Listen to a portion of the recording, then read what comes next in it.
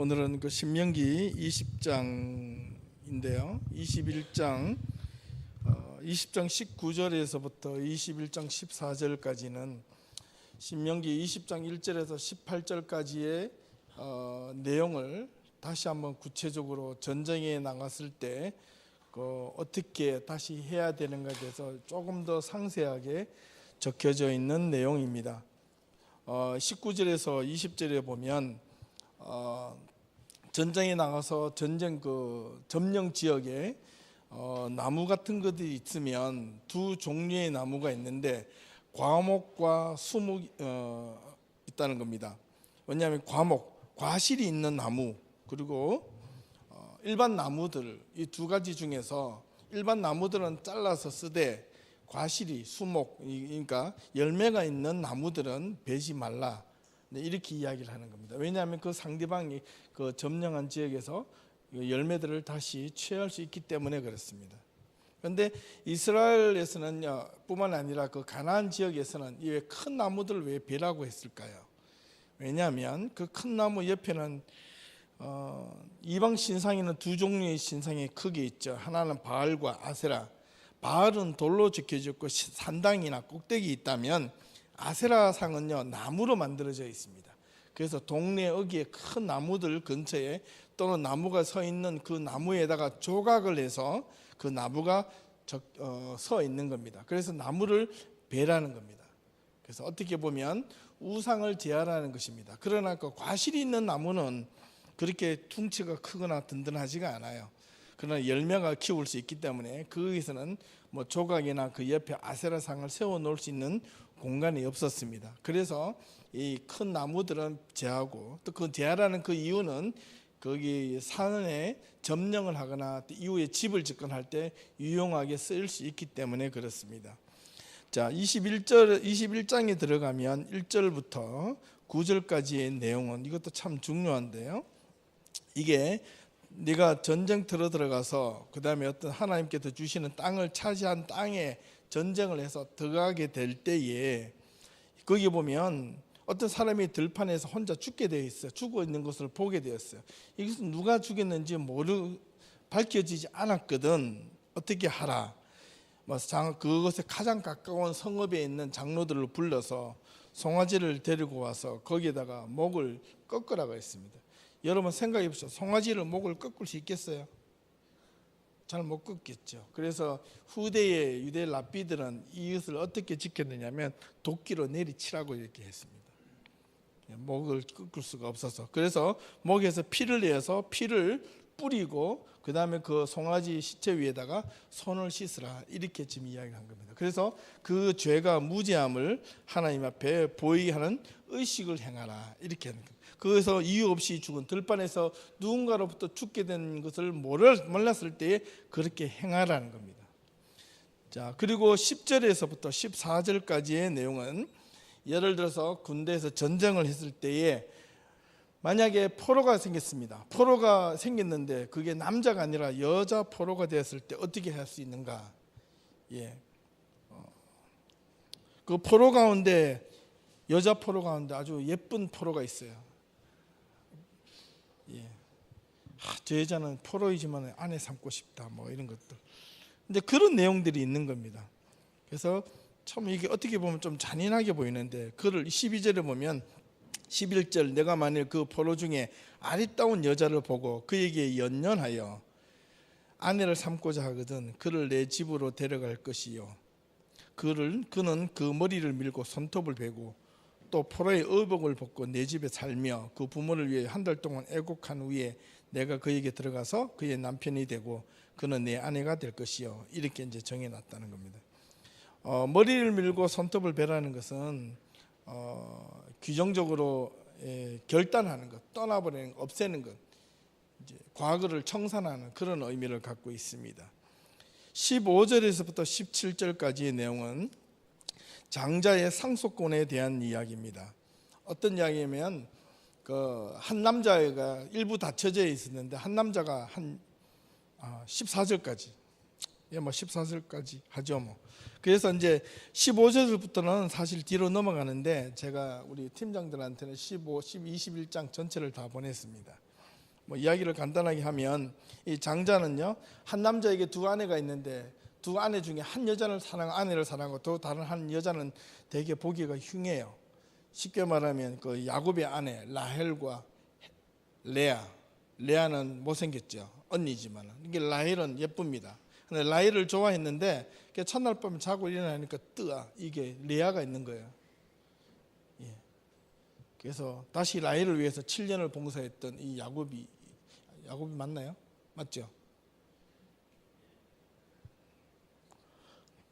그렇게 섬겼던 이 야곱, 역시 한 여자를 좋아하고 한 여자는 그냥 보기만 봐도 귀찮고 짜증 나는데, 그런데 그 마음에 안 드는 아내에게 아들이 나오는데 그 아들이 장자이거든. 어떻게 하겠냐 이 말입니다. 똑같이 장자의 고난을 주라는 겁니다. 이거는 공평하신 하나님의 어떤 참, 인간적으로는 내가 사랑하는 아내의 자식으로 나오는 이 아이를 장자로 삼고 싶은데 그렇지 못할 경우에 똑같이 대하라는 겁니다. 그 다음에 18절에서부터 21절까지의 내용은 패역한 아들이 부모에게 어떻게 행동을 하는가, 행동을 했을 때 어떻게 대해야 되는가.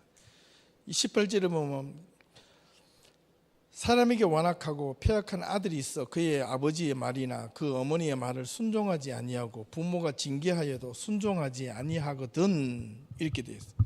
그의 부모가 그를 끌고 가서 성문에 이르러 그 성읍 장로들에게 나아가서 그 성읍 장로들에게 말하기를 우리의 이 자식은 완악하고 패역하여 우리 말을 듣지 아니하고 방탕하며 술에 잠긴 자라 하면 이 성읍의 모든 사람들이 그를 돌로 쳐 죽일지니 이같이 내가 너희 중에서 악을 제하라. 그리하면 온 이스라엘이 듣고 두려워하리라. 이렇게 할 부모가 있겠습니까? 우리 여기 청년들이 많이 있는데 요즘에는 부모가 이렇게 해요. 자식도 부모를 죽이고요. 그죠? 돈 때문에. 근데 참 이게 오늘 이 시대에 꼭 이 한국의 잘못된 신앙이란다. 이 윤리와 도덕 의식을 가진 이런 부자지간의 삶을 성경에는 이렇게 적나라하게 표현을 하고 있는 것 같습니다. 자식들에게 어떻게 올바르게 가르치야.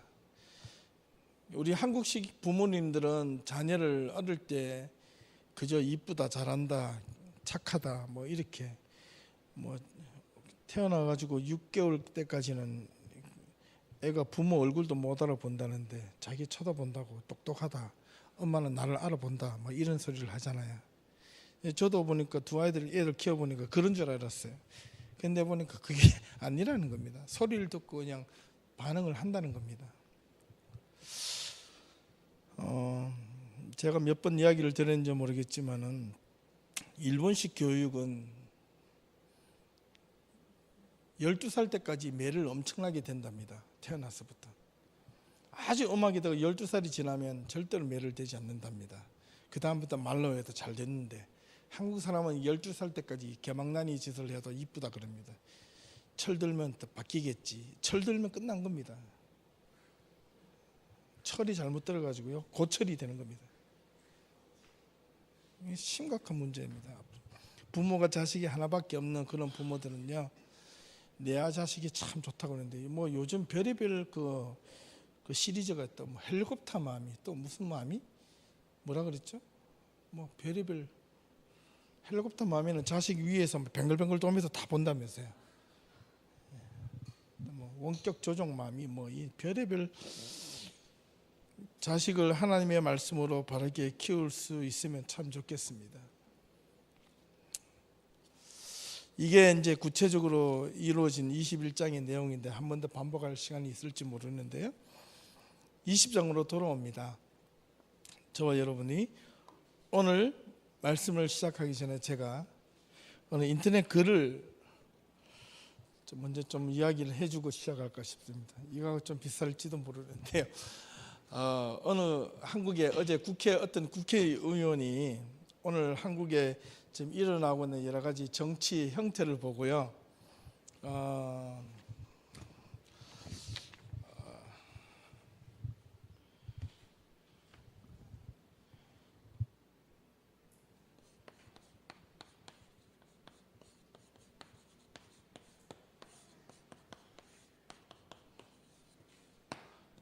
중국의 한비자라고 하는 어떤 공자 못지않게 유명한 한학자가 있었는데, 이 한학자의 글을 인용해서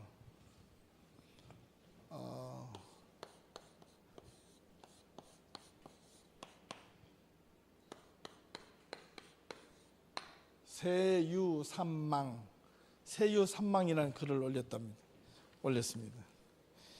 이 세유삼망이라는 이 글이 중에서 삼망이 뭐냐면 이난공치자망, 첫 번째 망하는 게, 그 다음에 이사공정자망, 세 번째가 이역공순자망이라고 SNS 소셜 네트워크 서비스죠. 페이스북에 한비자를 인용해서 세유삼망에 대해서 이야기를 했습니다.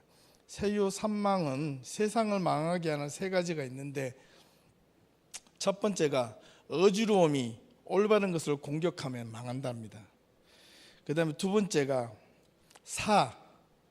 사사로운 것이, 악한 것이 올바른 것을 공격하면 망한다는 거고요. 그 다음에 세 번째, 영리가 순리를 공격하면 망한다는 뜻이랍니다. 근데 제가 이걸 보고 좀 섬찟했습니다. 오늘 이 시대뿐만 아니라 신앙도 이게 참 그렇다, 그런 생각이 들어서 이 한비자의 글을 좀 찾아봤습니다.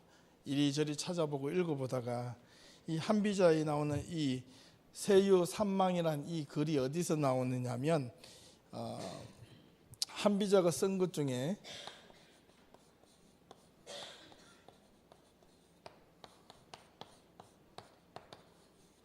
초견태라는 그 글에서 나왔는데요. 그 글의 첫 번째에 1편 초견태라는 글에서 신하가 이 한비자에게 묻습니다. 묻는데 어떻게 묻느냐면 이렇게 대답을 물었답니다.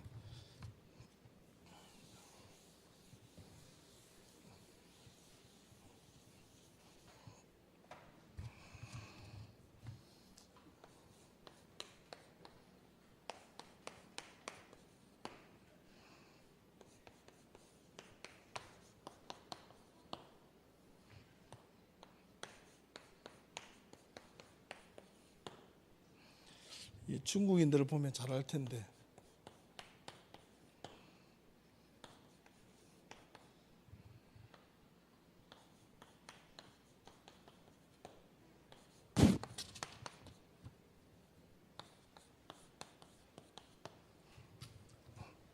좀 설명을 드리면요. 자, 한문이 잘못, 불지이언하면 불지요, 부지라기도 하고 부지라고 그래요. 지이불언하면 불충이라, 이런 말입니다. 아는 것이 없으면서도 말하는 사람은 그 사람은 곧 모른다는, 알지 못하는 사람이고, 알면서도 말을 하지 않는 자는 그것은 곧 불충이다, 충성스러움이 아니다. 무슨 뜻인지 이해가 되셨나요? 다시 한 번 더요. 불지이언하면 부지요, 지이불언하면 불충이라. 제일 처음에 이 글부터 해오나서 그 다음에 세유삼망에 대해서 이야기가 나왔습니다. 제대로 알지도 못하고 어설프게 알면서 그것을 맞다고 말하는 사람은, 그 사람은 결국 모르는 사람이고, 알면서도, 제대로 알면서도 자기의 신상에 해가 될까 봐 말을 하지 않는 사람은 그것은 곧 충성스러움이 그것에 대해서 불충하는 사람이다. 불충은 무엇일까요? 이게 상당히 중요한 의미가 들어있습니다. 이거를 신앙적으로 바꿔보니까 딱 그렇더라고요. 내가 하나님에 대해서 제대로 좀 알려고 노력하지 않고 그냥 내가 경험했던 것을 대충 알면서 막 말하는 사람은 하나님에 대해서 하나도 모르는 사람이고, 하나님에 대해서 올바르게 아는 사람은요, 세상을 올바르게 판단하고 비판해서 그것에 대해서 말을 하지 않으면 그것은 하나님을 위해서 올바른 신앙심을 올바른 신앙심이 없는 사람이다. 똑같이 들은 거예요. 그죠? 여기에 충자라는 이 단어가요, 마음 위에 중심을 잡는 게 충입니다.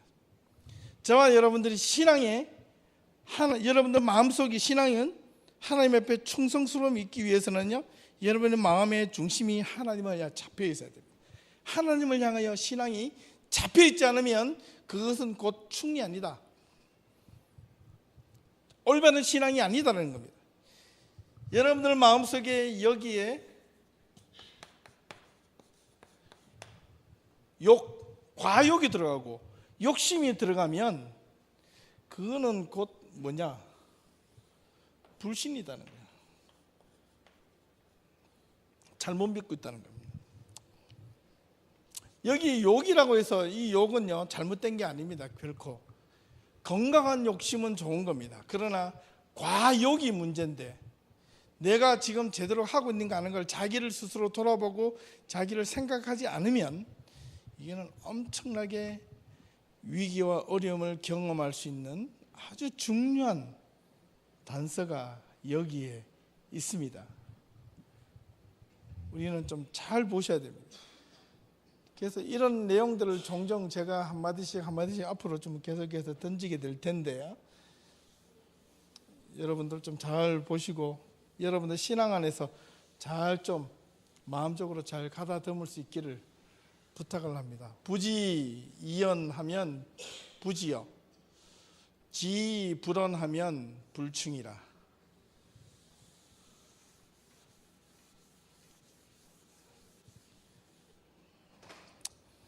오늘 20장에 이야기하고자 하는 이 내용은 바로 저것과 연관이 되어 있습니다.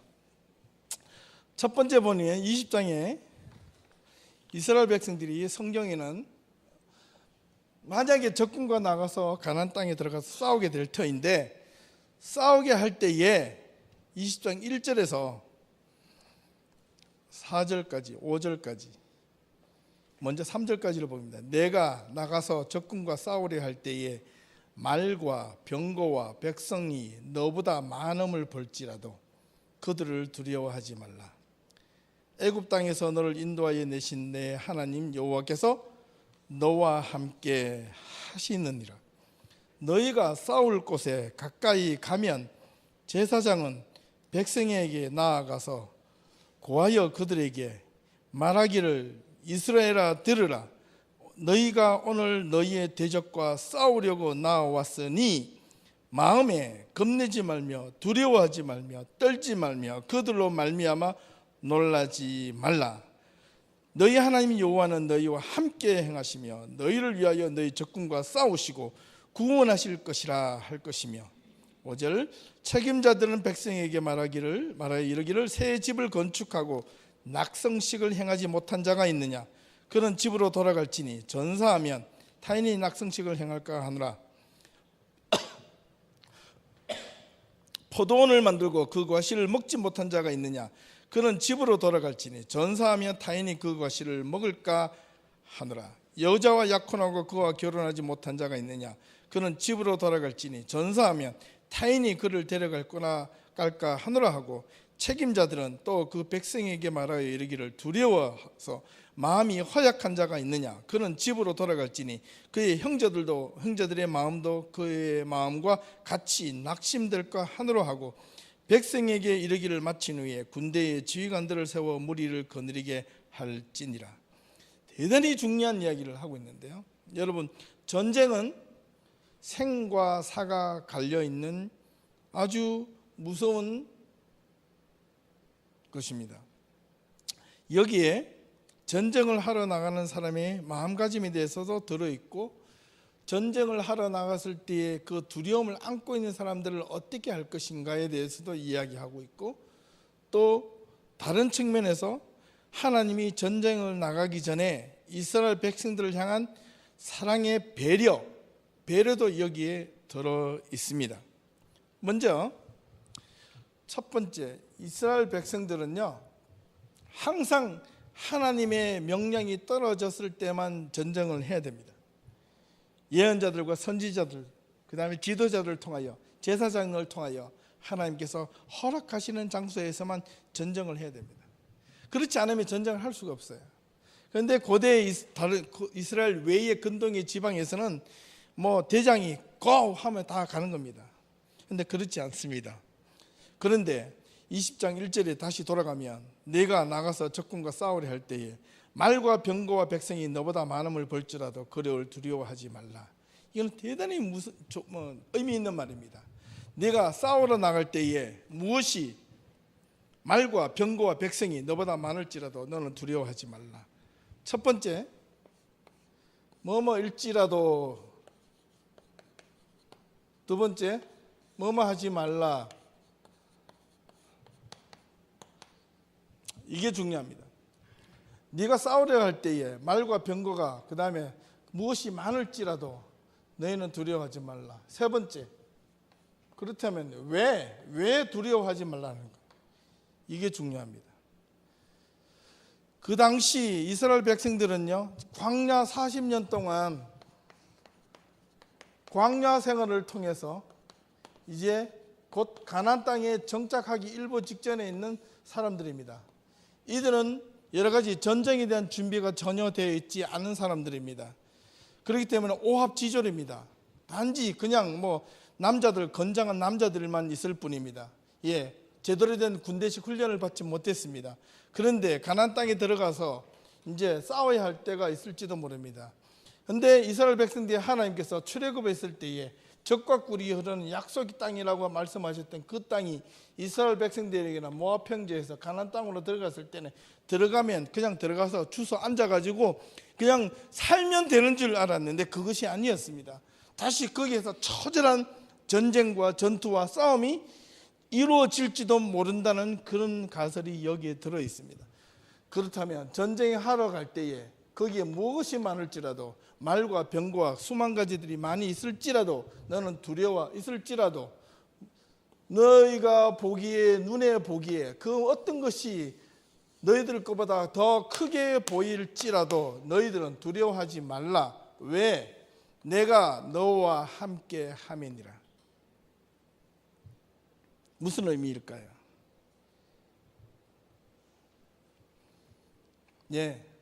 이 당시 가나안 사람들은요 이스라엘 백성들이 광야 40년 동안 지나가지고 들어가기 직전에 가나안 사람들은 정착 생활을 이미 하고 있었습니다. 이게 고대 문헌을 보면 이때 가나안 사람들은 이미 철기 시대로 들어가고 있었습니다. 철기, 칸과 창과 방패들이 전부 다 뭐냐면 철로 만들어졌다는 겁니다. 무기로 단단한 청동기 시대에서 구리에서 철로 만들어지는 이거는 시대의 혁명입니다. 어떻게 보면 애굽, 그 다음에 그 위에 바벨론, 그 다음에 이 영향을 받았던 이 가나안이란 이 지역에서는요 흔히 우리들로 말하면 최선진국이었습니다. 또 바꾸어 말하면 나름대로 강대국입니다. 군사적으로나 무엇이나 보면 아주 철저한 그런 민족들, 잘 정비되어 있는 도시 정비 계획, 그 다음에 도시 시설, 사후 소셜 시스템, 사회적인 제도가 잘 되어 있었던 지역입니다. 그렇기 때문에 당연히 도시 계획도 잘 되어 있었겠죠. 성을 쌓고 적을 예비하기 위해서 든든한 성도 있었겠죠. 그 다음에 군사도 있었겠죠. 경찰도 있었겠죠. 그러나 이스라엘 백성들에게는 경찰이고 군사가 아무도 없었습니다. 오직 뭐밖에 없었습니까? 이스라엘 지도자밖에 없었습니다. 그런데 그들이 가나안 땅에 들어가서 그들과 싸우라고 한다? 그 이스라엘 백성들이 눈에 보기에 말과 병거와 그 다음에 백성들이 너보다 더 많은 것을 보고 잘 훈련된, 바꿔 말하면 잘 훈련된 군사가 훨씬 많을지라도 너는 어떻게 하라? 두려워하지 말라. 왜? 내가 너와 함께 함이니라. 지금까지 너희들과 함께 했던, 광야를 끌어냈던, 애굽에서 이끌어냈던 하나님이 내가 너와 함께 하기 때문이다. 이 말을 하는 겁니다. 오늘 이 시대의 우리 상황으로 한번 돌아와 볼까요?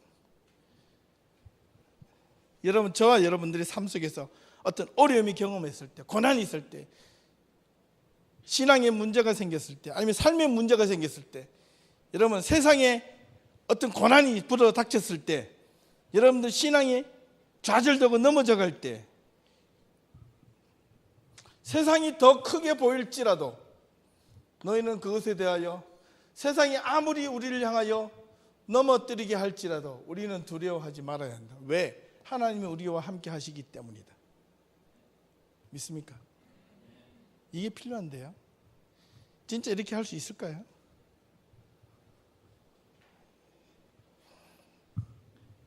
세상에는 보암직도 하고 먹음직도 하고 탐스럽기도 하고 힘도 나보다 더 세 보이고, 심지어는 야훼 하나님, 이스라엘의 하나님보다도 차라리 힘 있는 자가 더 지배하고 핍박하고 고통받는데, 예?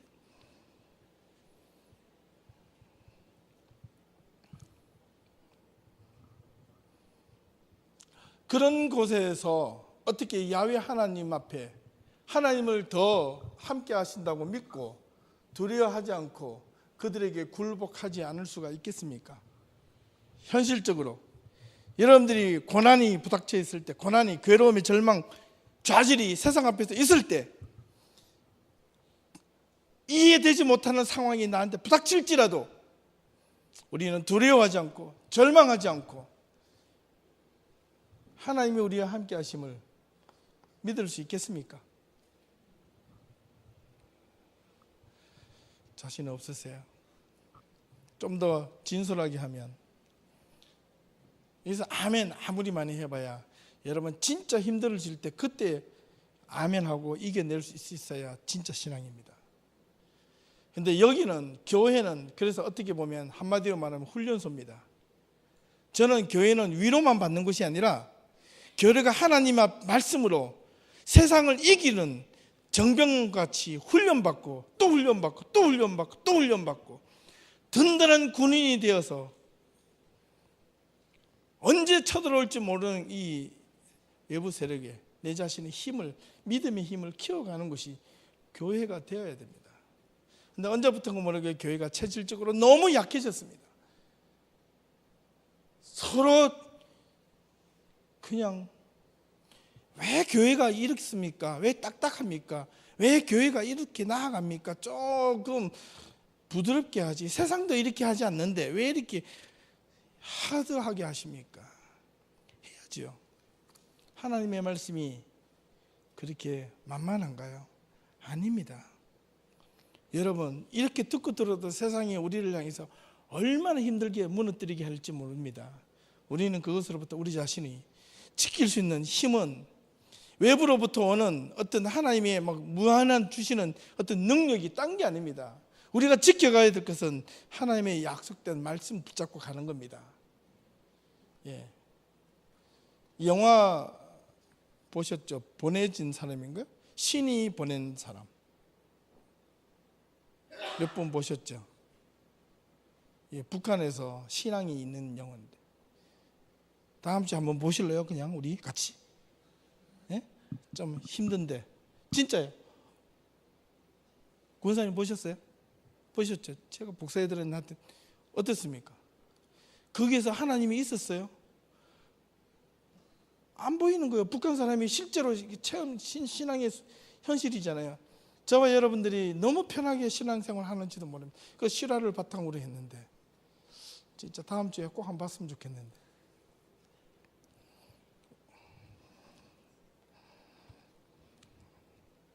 이게 참 중요합니다. 그리고 3절입니다. 말하여 이르기를 이스라엘아 들으라. 무엇을 들으라는 겁니까?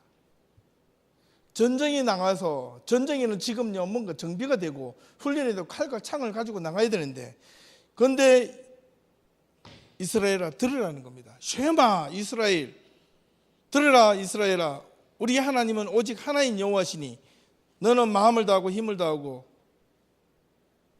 무엇을 다하여? 정성을 다하여 내 하나님 여호와를 사랑하라. 예, 이게 뭡니까?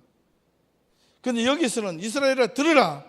너희가 오늘 너희의 대적과 싸우려고 나와왔으니 마음에 겁내지 말고 두려워하지 말고 떨지 말며 그들로 말미암아 놀라지 말라. 4절에 반복되어 있습니다. 너희 하나님 여호와는 너희와 함께 행하시며 너희를 위하여 너희 적군과 싸우시고 구원할 것이라.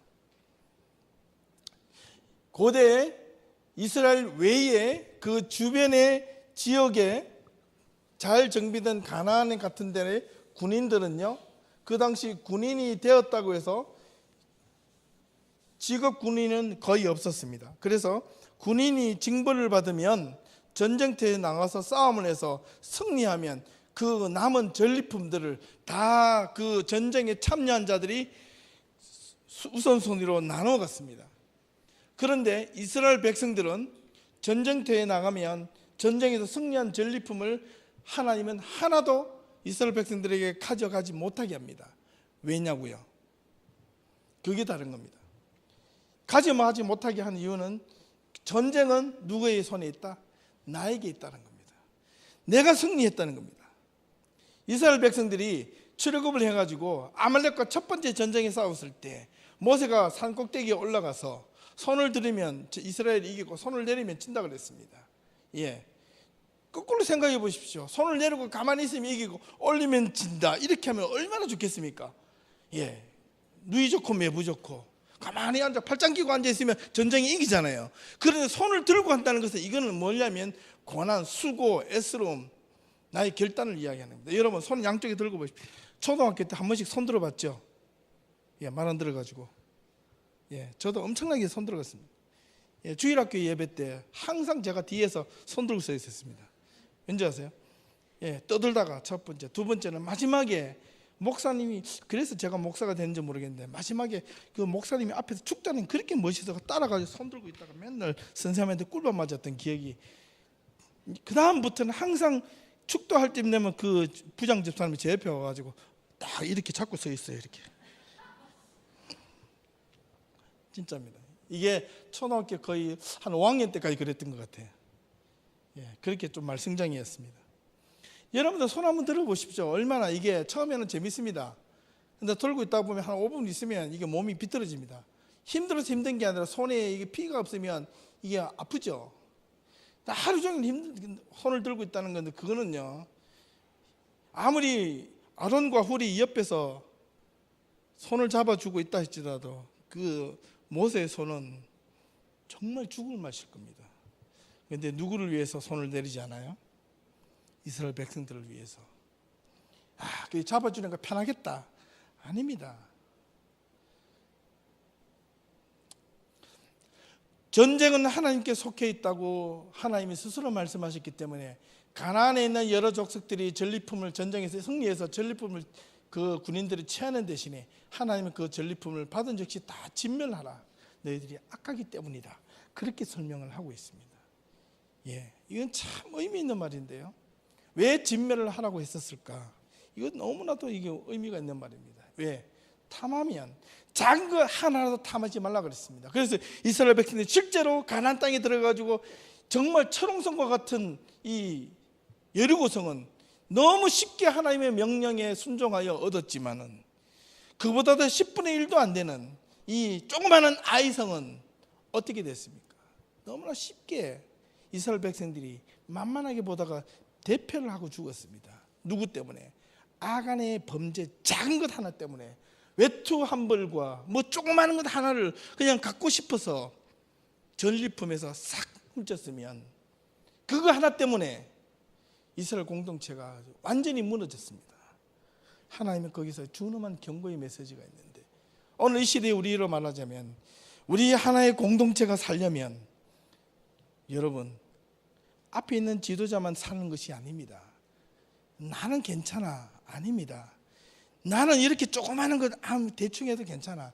아닙니다. 하나님은 예담이라는 공동체 이름 속에서 내 하나만 빠져도, 내 하나만 좀 잘못해도 괜찮겠지, 앞에 사람들이 알아서 하겠지 라고 생각하는 순간 그 공동체는 무너지는 겁니다. 아시겠어요? 저와 여러분들이 모두가 처음 교회를 들어온 사람이나 이 교회를 함께 이끌어가는 이게 목회자나 교회를 함께 섬기는 우리 중직자나 모두가 여러분 한 마음이 되어야 됩니다. 이게 누구라도 한 사람에도 그래서 신앙은 개별적인 하나님 앞에 책임도 묻지만은 때로는 무엇을 묻느냐? 공동체적 연대 책임을 묻습니다. 그래서 무서운 겁니다. 내가 편안한 곳으로 신앙생활을 하고 간다. 나는 편할지 모르나 하나님이 나중에 그 교회를 징벌하실 때 교회 한 사람 한 사람한테 징벌하시지만 교회 전체를 향하여 징벌합니다. 예를 들어볼까요? 그래서 지도자가 중요합니다. 여러분, 한 가정이 무너지면 그 집안이 풍지박살납니다. 한 교회의 한 목회자가 잘못 교회를 이끌어가면 교회도 박살납니다. 지금 보십시오. 한국의 위정자 정치가들이 우리가 뽑아놓은 그 정치자가 잘못되면 나라가 엉망입니다. 죽습니다. 서로가 무릎뜯고 난립니다. 검증도 되지 않은 정치인들을 막 데리고 놓고 와서 자기 편이라고 자기 신복이라고 해놓습니다. 정당한 견제, 정당한 사람들이 인정받지 못하고 대우받지 못하고 자기에게 머리 숙이는 사람이 인정받는 사회가, 그거는 올바른 사회가 아닙니다. 공정한 사회가 될 수가 없습니다. 그래서 제가 말씀을 드린 것이 바로 무엇이냐면,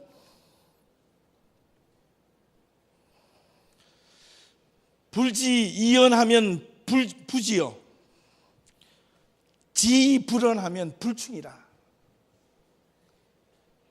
여러분, 바른 소리 하면 요즘 목을 비틀어서 죽입니다. 새벽이 오지 않게 하기 위해서 요즘에는요, 모든 닭들을 이제 없애버립니다. 소리 없이 다 비틀어 죽여버리는 시대가 되었습니다. 여러분, 하나님의 사람들은 행동하는 그리스도인의 양심이 필요합니다. 저와 여러분들이 말로만 내가 예수 믿고 성실하게 살겠다가 아니라 내가 이 공동체 안에서 어떻게 섬기고 어떻게 헌신하고 어떻게 하나님 앞에 제대로 섬길 것인가에 대해서 심각하게 우리가 함께 고민해 보셔야 됩니다. 그런데 하나님은 무조건 전쟁터에 나가는 것을 원치 않으셨습니다. 그게 5절부터 있습니다. 여기 책임자들은 전쟁에 책임지는 자와 제사장을 의미합니다. 책임자들은 백성에게 이르게 말하지를, 혹 이렇게 서너 가지의 이런 케이스가 있는 사람들은 전쟁을 하지 말고 집으로 돌려보냅니다. 그가 아무리 장성하고 튼튼하고 전쟁에 대해서 준비되어 있던 자라 할지라도 집으로 돌려보내는 겁니다. 그 첫 번째가 새 집을 건축하고 집에 낙성식, 집에 들어가서 테이프나 오늘날 말하면 키를 받아가지고 들어가지 못한 사람들은 집으로 돌려보내라는 겁니다. 그가 혹시나 죽으면 타인이 그 낙성식을 행해서 집을 취할까 하노라, 이런 뜻입니다.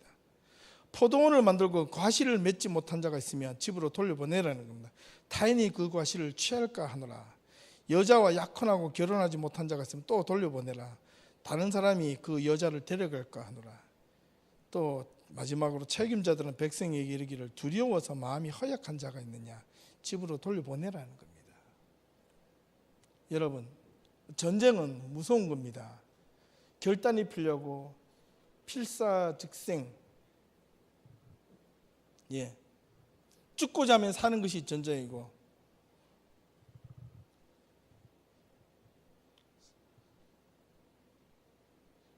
생즉 필사, 그죠? 살고자 하면 반드시 죽는다. 무서운 곳인데 이렇게 마음이 허약해서 혹시 내가 죽으면 어떡하나, 이렇게 전쟁이 나오면 이미 전쟁을 피하는 겁니다.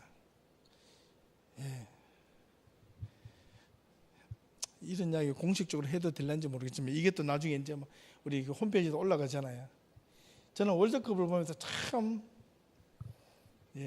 요즘 별의별 그 축구 선수들 오래 살겠습니다. 보니까 정말 오래 살 것 같아요. 누구의 문제인 줄 아세요? 지도자의 문제입니다. 어느 댓글에 보니까 요즘 한국 정치와 한국 축구를 비교를 많이 해놨다고만요. 정신을 차려야 됩니다. 내가 할 수 없다고 할 수 없는 것이 아닙니다. 있습니다. 우리 교회 청년들 중에서 제가 우연히 페이스북을 저는 잘 안 하는데 뜨면 그 보기는 봐요. 근데 페이스북에 보니까 아주 이게 우리 청년 중 하나가 그런 글을 올려놨더구만요. 제가 누구라고는 이야기하지 않겠지만은 석가모니의 이야기를 해놨습니다. 내가 아무것도 할 수 없는데 어떻게 합니까? 네가 아무것도 가진 것이 없어도 네가 할 수 있는 것이 있다. 그것이 무엇입니까? 7가지가 있다는 거예요. 선을 베풀고 말을 잘하고 그렇게 해서 7가지가 있다는 겁니다. 지당한 말이에요. 그거 새겨들어야 돼. 그렇지 않니 불교의 석가모니가 이야기했던 그거 아니 뭐 비신앙적인 것이야. 아닙니다. 잘 새겨들으셔야 됩니다. 우리 크리스천들이 그렇게 행동하지 못하는 사람들이 얼마나 많이 있는데 신앙을 갖고 있다 하면서 비양심적으로 살아가는 사람이 얼마나 많이 있습니까? 예. 마지막으로 하나만 더 이야기하고 마치겠습니다. 21장으로 넘어가서 저와 여러분들이 읽었던 21장 1절에서 9절까지 있는 내용 중에 어떤 들판에 나가서 전쟁을 해서 땅을 취했는데 그 전쟁터에 나가서 그 어떤 한 사람이 이유 없이 누구 때문에 죽은지도 모르게 죽은 사람이 있거든. 그 사람을 데리고 와서 이유를 찾아도 발견되지 못하거든. 송아지를 데려다가 그 목을 꺾고 피를 내어서 뿌리고 그 위에다 손을 씻으라 이렇게 되어 있잖아요.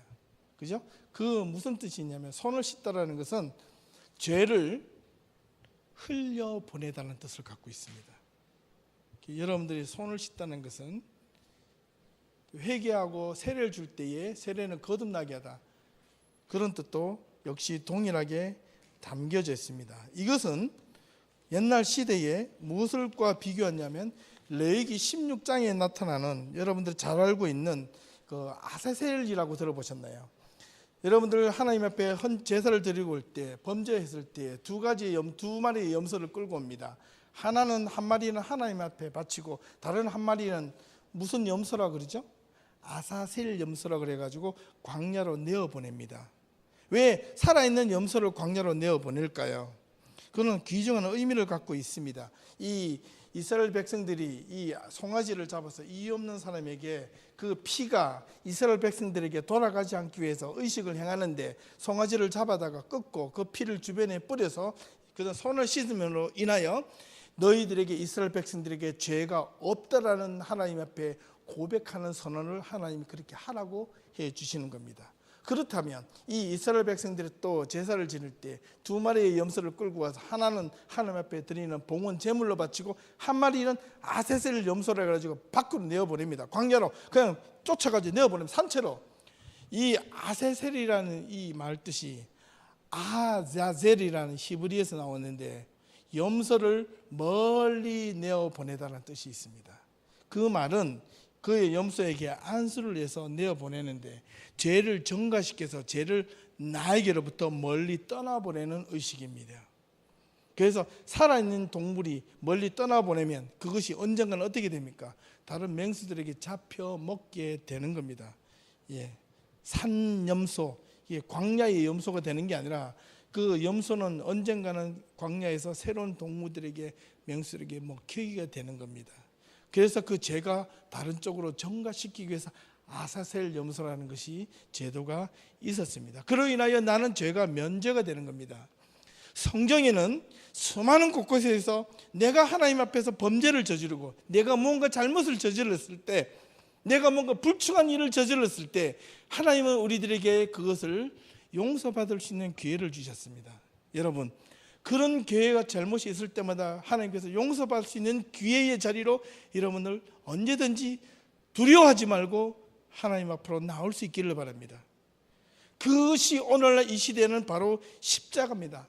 십자가 아래로 나오기만 하면 저와 여러분들이 십자가에 예수님의 그 보혈 핏부림으로 인하여 여러분 그분 앞에 나와서 신실하게 여러분들이 갖고 있는 이 아픔과 고통과 여러분들이 갖고 있는 그 절망이 하나님의 십자가의 사건 안에서 해결되어야 합니다. 해결되어야 합니다. 해결될 줄로 믿습니다. 이러면 아멘 하겠죠. 아니요. 해결될 줄로 믿습니다. 그게 아니고요. 해결되어야만 합니다. 아시겠어요? 지금 여러분들 마음속에 여러분들 신앙 속에 여러분들이 갖고 있는 어떤 아픔이 있다면 여러분 십자가와 힘겨운 싸움을 시작하셔야 됩니다. 주님과 나와의 힘겨운 싸움을 시작해야 된다는 겁니다.